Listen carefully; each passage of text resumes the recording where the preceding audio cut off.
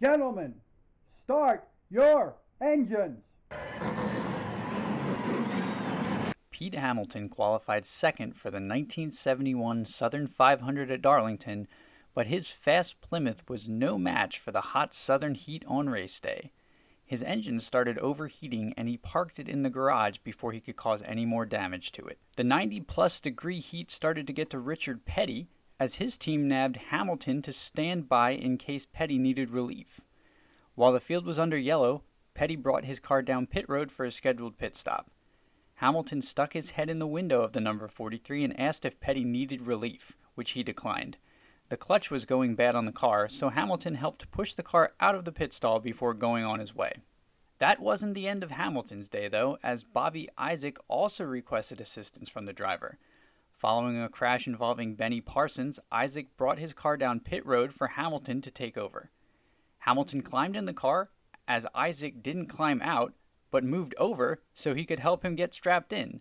He took Isaac's number 71 car home to a fourth-place finish. Richard Petty gutted it out and finished second to race winner Bobby Allison. Speaking of Allison, he was involved in a hard crash during a 1984 Busch Grand National Series event at Rockingham. He was already nursing a broken shoulder, and this crash only added to his pain.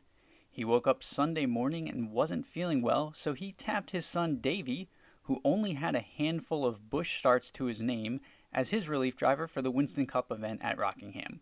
As the race was close to reaching the halfway point, the yellow flag waved after Jerry Bowman's Ford rolled over on the backstretch, ending on his roof. This break in the action allowed Allison to bring his number 22 car down pit road for relief.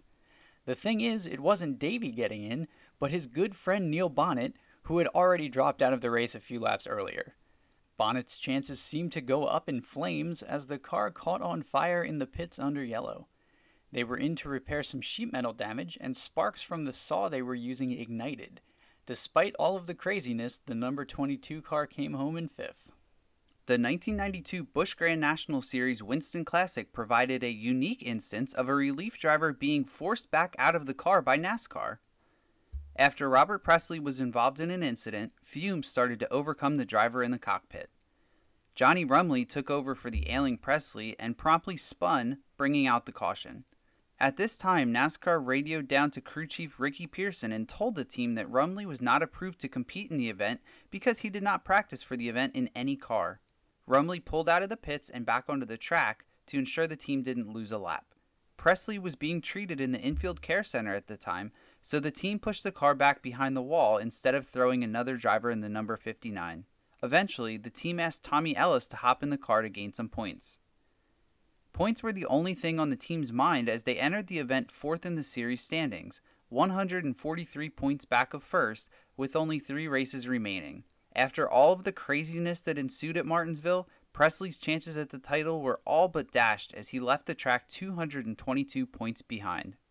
After re-aggravating a rib injury, John Andretti had Busch Grand National Series driver Tim Fedewa in his pits during the 2000 Coca-Cola 600 at Charlotte.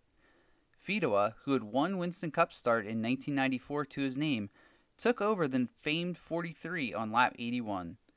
Andretti said it was the first time he ever had to get out of a car injured and was disappointed because he felt he had a really good car. Fedewa brought the car home 17th. Keep an eye out for more old school NASCAR content, and if you haven't already, hit the subscribe button. Thanks for watching.